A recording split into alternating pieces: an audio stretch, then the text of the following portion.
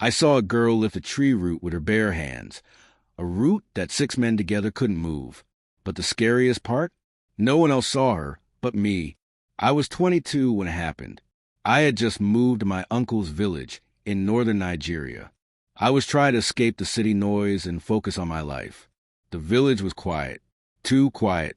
People there didn't talk too much, and there was one rule everyone followed. Never walk near the old well after sunset. One evening, I was on my way from the bush path when I heard crying. Not loud crying, soft, like someone trying to hide pain. I looked around. Nothing, but the sound was clear. I followed it. It led me to the old well. I froze. The sky had already gone dark. And there, sitting beside the well, was a young girl, maybe 18 or 19. Her dress was torn. Her face looked tired, like she hadn't slept in days. I asked if she was okay. She didn't answer. She just stared at the old mango tree beside the well. Then, without a word, she stood up and walked to the tree. One of its thick roots had trapped a goat. The animal was weak. I knew that root. It was hard and deep. A whole group of us tried to cut it weeks ago and failed. But this girl, she touched the root with her fingers, took a deep breath and lifted it. It cracked, snapped. The goat limped away. I stood there shaking. How did you do that? I asked. She looked at me, tears still in her eyes. No one sees me, she said, but I've always been here, helping. Then she walked away and vanished into the bush. I ran to the village square the next morning, told everyone what I saw. They laughed, said no such girl lived here, said I was dreaming. But I wasn't, because later that day, I found the broken root, still cracked, still fresh, and tied to the old what was a strip of cloth, the same torn cloth she was wearing. That cloth, I couldn't stop staring at it. It was dirty, half torn, but there was something strange about it. It felt warm, not like from the sun, warm like someone just held it in their hand. I took it to Mama Titi, the oldest woman in the village. She didn't laugh like the others. In fact, when she touched the cloth, her hands began to shake. "Where'd you find this?" she asked me, her voice low. I told her everything. She kept quiet for a long time, then finally said, "She's back." "Who?" I asked. Her name was Aduk, Mama Titi said. She was the girl no one wanted. Her mother died giving birth to her, and the villagers blamed her. They said she brought bad luck. But that girl had a heart bigger than this whole land. I listened as Mama Titi told me about how Aduk once saved the village years ago. A terrible sickness had come, and people were dying.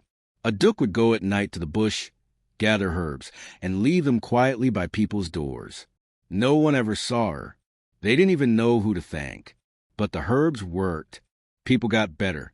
Still, they chased her away. They said her presence brought evil. She died in the forest, Mama Titi whispered. Or we thought she did. My chest felt tight. But I saw her, I said. I talked to her. Mama Titi stared at me hard. Then you're the first. That night, I couldn't sleep. I kept thinking about Aduk. Why did she come back now? Why help again? Why show herself to me? Then, around midnight, I heard the soft crying again, outside my window. I stood up slowly, heart beating fast. I looked through the small gap in the wooden wall. She was there. Same dress, same tired face. But this time, she was looking straight at me. I didn't blink. I didn't move. She just stood there outside my window, looking straight into my eyes. Then she spoke, but her lips didn't move. I heard her voice clearly in my head. "Someone will die tonight, but not if you follow me." I opened the door slowly. My legs felt like wood. But I followed her. She walked ahead without sound. No footsteps. No rustling grass. Just silence. She led me past the old well, past the mango trees, deep into the forest where the air felt heavy. I wanted to ask questions, but my mouth couldn't form words. I just followed. Finally, she stopped near a small hut I had never seen before. The walls were made of mud and palm leaves. Smoke came out from the roof, even though no fire was lit. Inside, a small boy lay on the ground. I knew him. His name was Yarrow, the son of the village blacksmith. He had been sick for days, but no one knew what was wrong. A Duk looked at me and pointed to a calabash bowl in the corner. I picked it up. Inside was a thick black liquid, warm and smelling like bitter herbs. She nodded. I knelt and poured a little into Yarrow's mouth. His body shook. For a moment, I thought he was dying. Then he coughed. Once. Twice. Then sat up. Just like that. I turned around to look at her. She was gone. I ran back to the village with Yarrow in my arms. His father cried like a baby. Everyone came to see what happened. I told them everything. No one laughed this time. Some believed me. Some didn't. But I didn't care. I knew what I saw. I knew what I did. That night, I placed a torn cloth by the old well as a thank you, and the next morning it was gone. After that night, everything changed in the village. People began acting strange. Not in a bad way. Just quieter, respectful. They walked slower near the old well. They dropped food there sometimes. Boiled yam, ground nuts, a little water, like an offering. But nobody talked about a Duk, not in the open. It was like they feared saying her name out loud might bring her back again. Only Mama Titi spoke with me. She's watching, she said one morning, her voice low. She wants peace, but the village still carries guilt. What guilt? I asked. Mama Titi looked away. They didn't just chase her. They beat her. They tied her to a tree and left her there in the rain.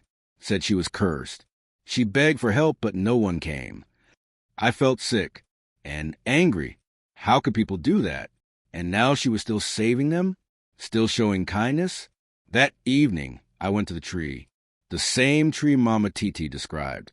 It was deep in the bush, near the path nobody used anymore. The tree bark was split. Old ropes still hung from it. I touched the wood, and it felt cold even though the sun was still out. Then I saw something carved into the bark. Forgive them. The words looked fresh. I stepped back. My chest was tight again. That night, I didn't sleep. I sat by my door, holding the strip of her old cloth. I knew I couldn't keep it anymore. It didn't belong to me. So before sunrise, I walked back to the tree. I placed the cloth at the roots and whispered, "Thank you." As I turned to leave, the wind blew hard. I mean really hard, like a storm, but the sky was still calm. Then I heard it, a whisper, right behind me. "You saw me. That's enough." I didn't look back. After that whisper, I couldn't stop thinking. Why me? Why was I the one she showed herself to? Why did she say that's enough? The village stayed calm for a few weeks. People were friendlier. Children stopped throwing stones at stray animals. Even the drunk man who always shouted at night stopped drinking. It was like everyone was trying to do better, maybe out of guilt or maybe fear. But peace doesn't last long in a place with buried secrets. One night, a dog started barking like mad near the old well. It barked and barked until someone threw a stone to shut it up. But then the dog let out a loud cry, and it just stopped. No one saw it again. The next day, we found footprints around the well. Small footprints. Barefoot, like a woman's. But the ground was dry. No one had fetched water that night. People started whispering again. Some said a Duk was angry. That maybe we didn't thank her enough. That maybe the cloth offering wasn't enough. Mama Titi called me again. "She's restless," she said. "You open a door, child." And now, spirits walk freely. I felt my stomach turn. But I didn't mean to. "It's not about meaning to," she said. "It's about seeing." That night, I had a dream. A Duk was standing in the forest, but her face looked different. Sad. Hollow. Her hands were dirty, and her eyes, those calm eyes, were now black like charcoal. She reached out and said, "There's one more thing you must see." When I woke up, I saw something on my doorstep. It was the same cloth, but now it was soaked in blood. I just stood there, staring at the cloth. The blood wasn't dry. It was fresh, wet, dark red, and smelled like iron. I wanted to scream, but my throat felt locked. My hands shook as I picked it up. Underneath the cloth was a small bone. not animal. It was human. I ran to Mama Titi's house. She was already outside, sitting on her mat like she had been waiting for me. "She's calling you deeper," she said, before I even said a word. I showed her the cloth and the bone. She didn't even flinch. "She wants you to find what they hid." "Who?" I asked. "What did they hide?" Mama Titi looked up at the sky. They didn't just leave her in the forest. They didn't just beat her. They killed her child first. I stepped back. My heart dropped. "What child?" "Her daughter," she said. "A Duk had a baby girl. They said the baby was born cursed, that she had no eyes. They took the child and buried her behind the old shrine. But a Duk never stopped looking for her." I couldn't breathe. All this time, we thought she was angry at the village for what they did to her. But no, she was looking for her child. The bloody cloth, the bone, the dreams, the whispers. She wanted justice. Or maybe she just wanted peace. That night, I went to the shrine. Nobody uses that place anymore. It's just an abandoned pile of stones and dry leaves now. But I brought a shovel. I brought a lamp. And I started digging. The ground was dry, hard, but after a while, I hit something. Wood, rotten and soft. I cleared more dirt. Then I saw it. A tiny box, small enough for a child, wrapped in another cloth, this one old and faded, but still red. I opened it slowly. Inside was a small skull, and 2 smooth stones where eyes should be. I didn't sleep that night. After I found the skull and those 2 smooth stones, I just sat there, shaking. I didn't know what to do. My hands were muddy, and my heart felt like it was beating in my ears. I wrapped the little skull back in the red cloth and carried it slowly to Mama Titi. She opened the door before I even knocked. Her eyes were wet. She didn't say a word. She just nodded, stepped aside, and let me in. We lit a small candle. "She's been waiting for this," Mama Titi said quietly. "Now she can rest. But only if we do it right." "What do we do?" I asked. Mama Titi placed the skull gently in a small basket and poured palm oil over it. Then she brought out a small calabash with white chalk and something wrapped in banana leaves. We walked in silence to the old tree where they had tied a Duk long ago. It was almost dawn. The village was quiet, only the sound of insects and the wind. At the tree, Mama Titi dug a small hole. We placed the skull there. Then she poured water and chalk and whispered some words I didn't understand. But the moment she said a Duk's name, the wind stopped. No sound, no movement. Then, like a sigh, the tree swayed once. Just once. And everything went still again. As we turned to leave, I saw something. Standing a few feet away. A Duk. She was smiling. Not sad anymore. Not hollow. She didn't speak.